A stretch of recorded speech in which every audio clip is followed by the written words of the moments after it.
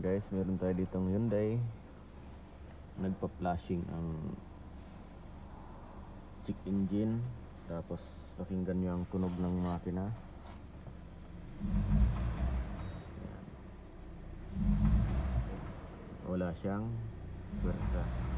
Hanggang ganyan lang. Ayan. Iniskan natin yan guys. Ito ang lumabas P1326. Ayan. NAC signal range performance. Ang problema niyan guys, yung NAC sensor. Ayan. Titingnan natin ang NAC sensor.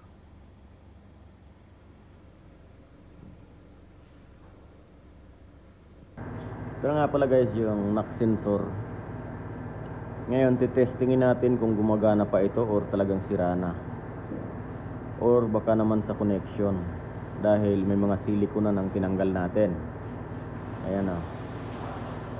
Tapos nung tinanggal ko guys, wala na siyang connector.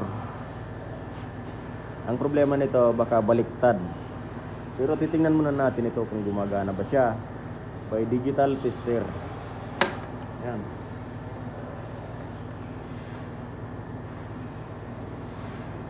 Lagyan muna natin ng ano. Kaya ang lumabas ay range performance sa trouble. Ngayon unahin muna natin itong testingin para malaman natin kung gumagana ito. Sa wiring tayo guys, or baka doon lang sa connector. Tingnan natin, ganyan. Idikit muna natin dito guys. Alam nyo ba kapag may sakit din ng NAC sensor, minsan mausok na itim, parang akala mo'y map sensor ang problema or absolute pressure. Malakas sa gasolina, engine misfire. Ito naman ang problema nito, flashing tapos flashing and check engine tapos wala siyang pwersa. At ang nag-indicate ang NAC sensor. Ngayon lagay natin dyan guys sa volts. Ayan.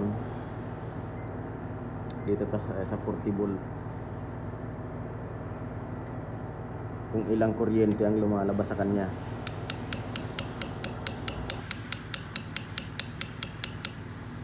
Ayan, nag-1 volts. Ibig sabihin gumagana siya guys. Baliktarin natin. Kung may baliktaran siya. Dahil kapag may baliktaran, baliktad lang yung pagkakakonect nila ng NAC sensor. Susubukan natin guys. Ayan. Kapag may nag-negative doon, may baliktaran siya.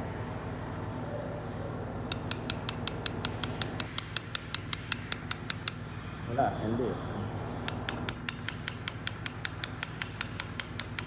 Hindi siya pwede. Pero baka baliktad lang. Makikita natin.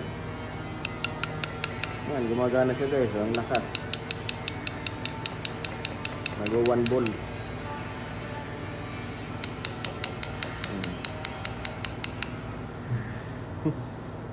Ganyan lang guys mag-testing ng NAC sensor.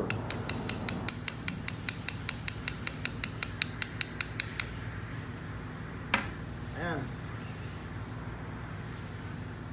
Doon tayo sa wiring. May signal siyang mali.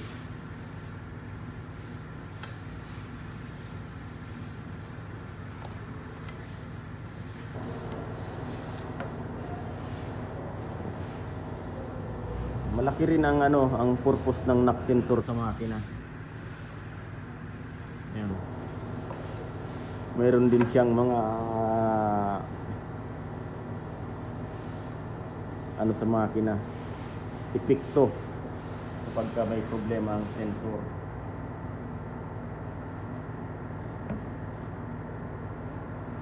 Yan, napakalinis na guys. Patayin nga muna natin uli. Ayan, tapos i-start natin kung okay na ba talaga.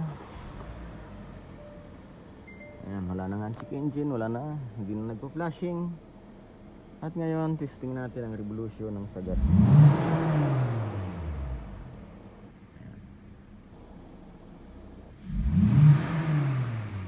Ayan, ayos na guys, pumapalo na, dati hanggang 2 lang yan. Okay na.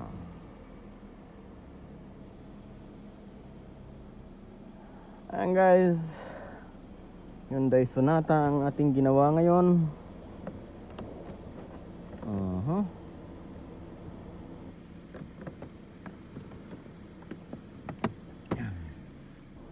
Hanggang dito na lang ang ating video. Maraming salamat guys sa panonood.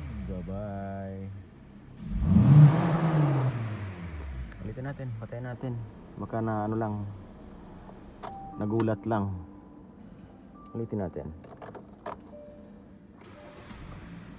Ayan. Hindi nga talaga siya nagulat. Ayos na guys. Ayan. Okay na.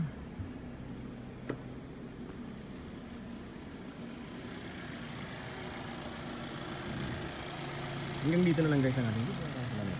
Bye bye.